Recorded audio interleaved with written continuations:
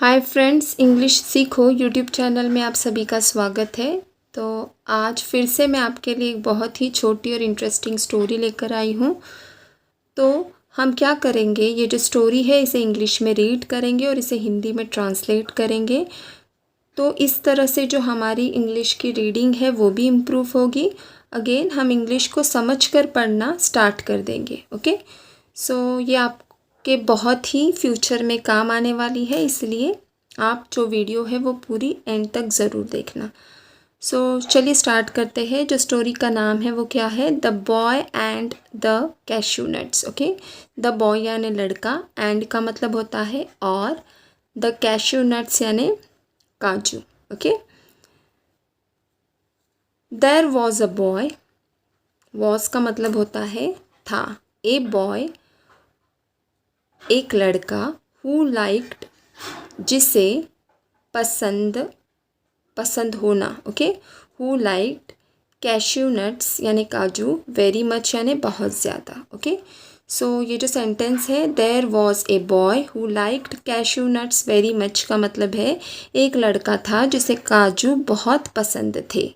Okay, सो his mother, सो का मतलब होता है इसलिए, हीज़ मदर यानी उसकी माँ, अलवेज का मतलब होता है हमेशा, गेव हिम, गेव का मतलब होता है देना, हिम मतलब उसे देना। अब ये जो लड़का है उसकी बात हो रही है तो गेव ही मतलब उसे देना। अ फ्यू नट्स, फ्यू का मतलब होता है कुछ, नट्स का मतलब होता है, यहाँ पर काजू से रिलेटेड है तो वही नट है यहाँ पे।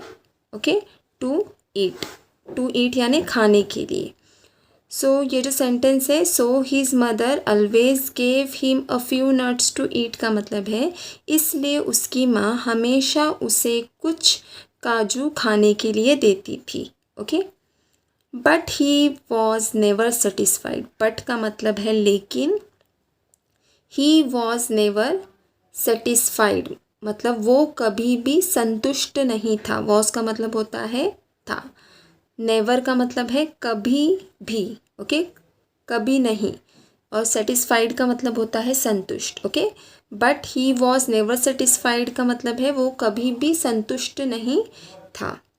And always asked for more, and always, and का मतलब है और, ऑलवेज का मतलब होता है हमेशा, आस्क्ड का मतलब होता है किसी को किसी चीज़ के लिए पूछना, फॉर मोर ज़्यादा के लिए, फॉर मोर का मतलब क्या है, ज़्यादा के लिए। ओके, सो ये जो सेंटेंस है, and always asked for more का मतलब क्या हुआ, और हमेशा और के लिए पूछता था। Okay, his mother would say, okay, his mother यानी उसकी माँ कहती थी, वुड से का मतलब है कहती थी, नो डियर, नो यानी नहीं, डियर का मतलब होता है प्रिय।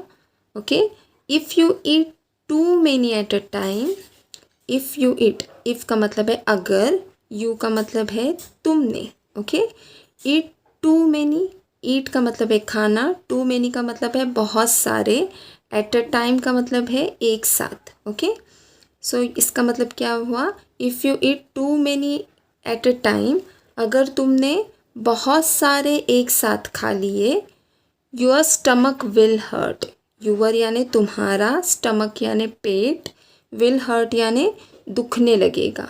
ओके, या उसको कुछ तकलीफ होगी। योर स्टमक विल हर्ट, तुम्हारा पेट में दर्द होगा, ये भी इसका मतलब हो सकता है। वन डे, वन डे का मतलब, वन का मतलब है एक, डे का मतलब होता है दिन। The boy was alone, okay, the boy was alone, was का मतलब है था, बॉय का मतलब है लड़का, अलोन यानी अकेला, एट होम। ओके, सो एक दिन वो लड़का घर में अकेला था, एट होम लिखा है ना, होम का मतलब होता है घर। Okay, so one day the boy was alone at home मतलब एक दिन लड़का घर में अकेला था।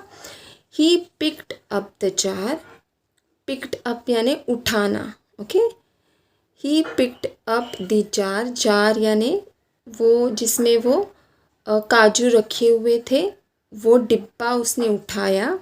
Okay, he ate up as many cashew nuts as he could, he ate up मतलब उसने ज़्यादा से ज़्यादा, ये जो पूरा सेंटेंस है उसका क्या है, ज़्यादा से ज़्यादा कैश्यू नट्स उसने खा लिए। ओके, जितने भी वो खा सकता था उसने खा लिए। द नेक्स्ट डे यानी दूसरे दिन, the boy had a pain, वो जो लड़का था उस पेन इन हिज स्टमक, उसके पेट में दर्द स्टार्ट हो गया। ओके, ही फेल्ट सॉरी, इसका मतलब क्या होता है, उसे पछतावा हुआ। फेल्ट सॉरी का मतलब है पछतावा होना। सो उसे पछतावा हुआ for not obeying his mother. Okay, not obeying मतलब पालन नहीं करने के लिए। किसका पालन नहीं करने के लिए, हीज मदर, उसकी माँ। ओके, सो ये जो सेंटेंस है, he felt sorry for not obeying his mother का मतलब है उसे पछतावा हुआ अपने माँ का पालन नहीं करने पर। ओके, सो आई होप आपको ये स्टोरी अच्छी लगी होगी। So do like, share and subscribe to our channel. Thank you.